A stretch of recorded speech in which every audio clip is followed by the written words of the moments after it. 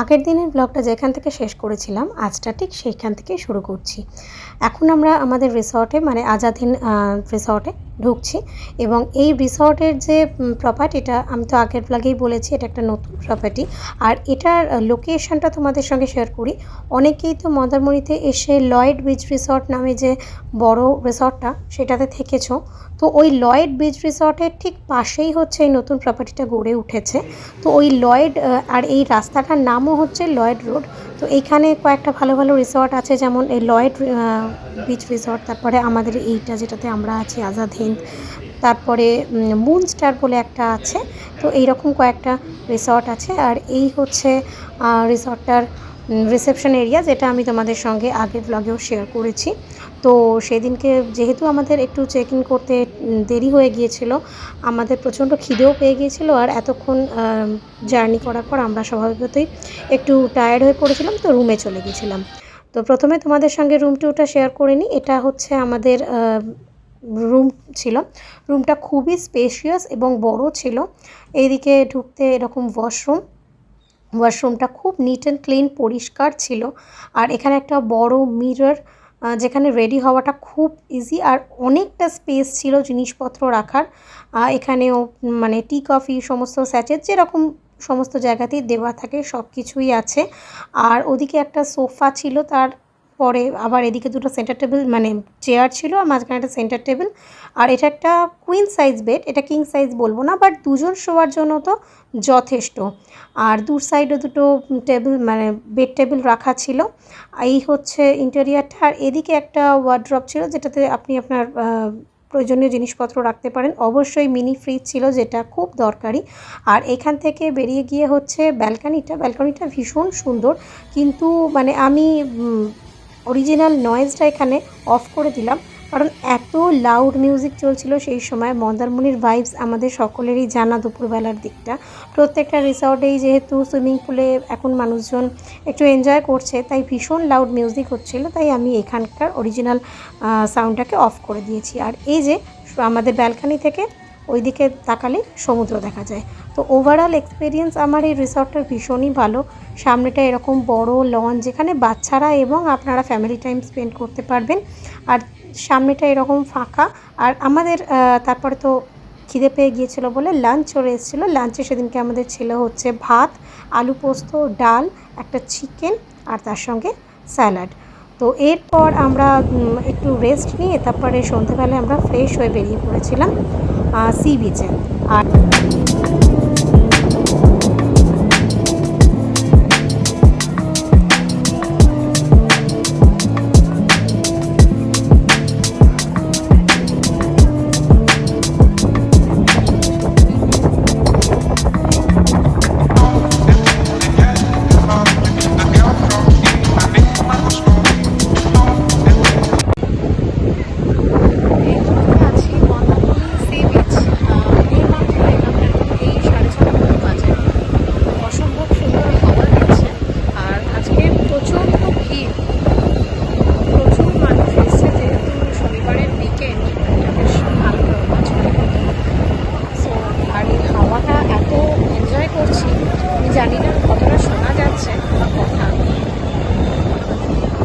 তো সমুদ্রের পাড়ে কিছুক্ষণ কাটানোর পর তারপরে আমরা ফিরে এসেছিলাম আমাদের রিসর্টে।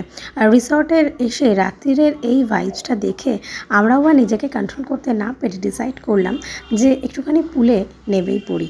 তো সেই মতো আমরা ফার্স্ট রুমে গিয়ে চেঞ্জ করে এসে তারপরে পুলে নামি। কিন্তু আমাদের দুজনের কথা এটাই ছিল যে ওই আধ ঘন্টার মতো পুলে থাকবো, তারপরে আমরা গিয়ে আবার একটুখানি রেস্ট করবো, একটু স্ন্যাক্সও খাবো। সন্ধ্যে থেকে আমাদের কিছু খাওয়া হয়নি, সেই লাঞ্চ করেছি।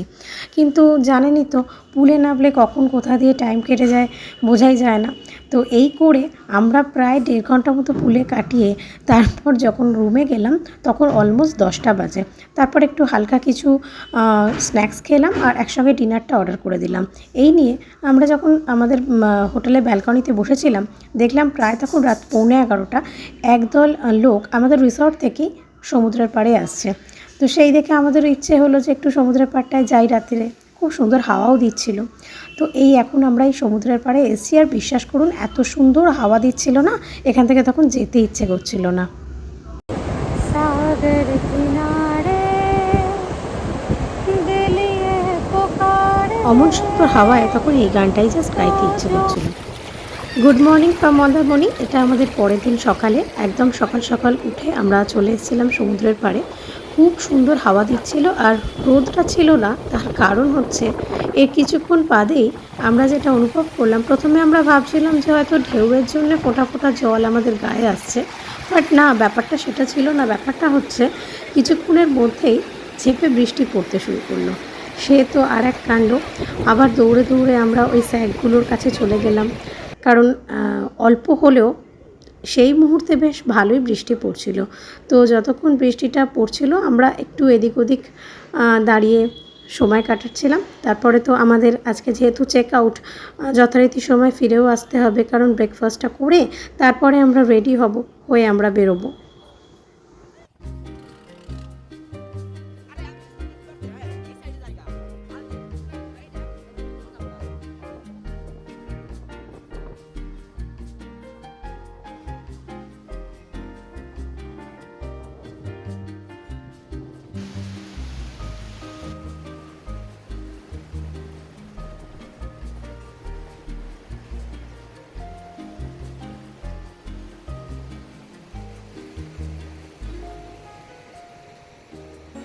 এইভাবেই সমুদ্রের পাড়ে দাঁড়িয়ে ছোট্ট ছোট্ট ঢেউগুলোকে পায়ে লাগিয়ে এবং সমুদ্রের হাওয়া খেতে খেতে আমাদের এবারের মতো মন্দারমণিকে টাটা বলার সময় চলে এলো।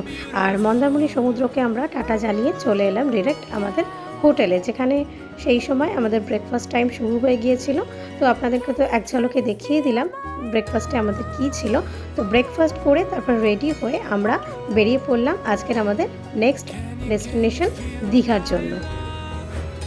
প্রত্যেকবারই আমরা যখন মন্দারমণি আসি, মন্দারমণি থেকে ফেরার দিন আমরা একটু দীঘা হয়ে তারপরে বাড়ির দিকে যাই।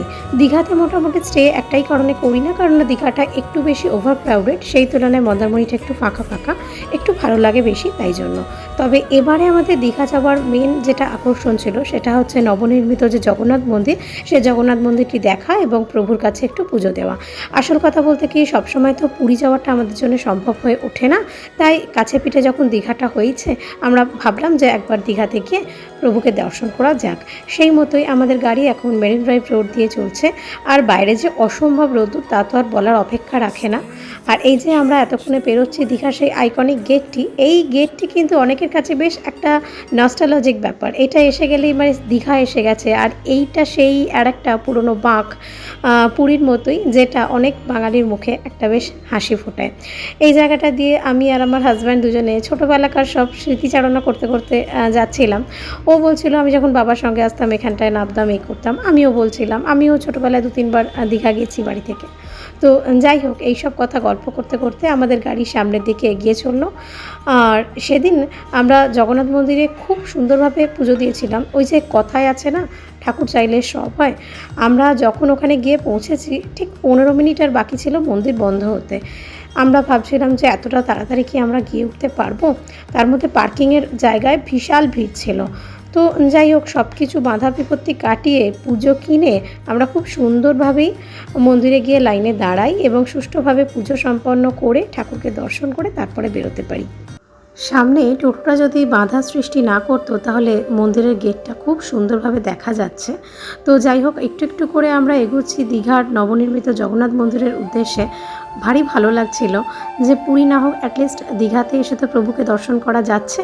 তো এখানে 2 রকমের পার্কিংয়ের ব্যবস্থা আছে। একটা মন্দিরের সাইডের ফ্রি পার্কিং, আমরা সেদিন ওইখানে জায়গা পাইনি, তাই আমরা অন্যদিকে ওই যে একটা নবনির্মিত ঘাট হয়েছে জগন্নাথ ঘাট, ওইখানে পেড পার্কিংয়ে আমাদের গাড়ি রেখে সেখান থেকে ডালা কিনে এখন আমরা যাচ্ছি হচ্ছে পুজো দিতে। আমার এত সুন্দর লাগছিল, এত বিশাল প্রপার্টিতে মন্দিরটা তৈরি হয়েছে এবং ভীষণ পরিষ্কার পরিচ্ছন্ন। অদূর ভবিষ্যতে কতটা পরিষ্কার পরিচ্ছন্ন থাকবে জানি না, তবে যদি একই রকমভাবে মেনটেন্যান্সটা করা যায় তাহলে কিন্তু আমাদের জন্য এটা হাতের কাছে একটা প্রভুকে দর্শনে, যারা আমরা জগন্নাথের ভক্ত তাদের দর্শনের একটা দারুণ উপহার।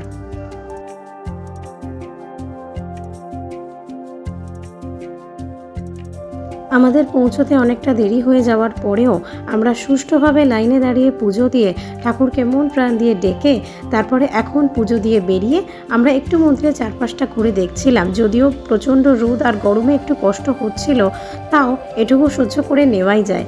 শেষ অবধি একটা কথাই বলবো, মন্দিরটা আমার ভীষণ ভালো লেগেছে। আর একবার রাতে গিয়ে রাতের শোভাটাও দেখার ইচ্ছে আছে।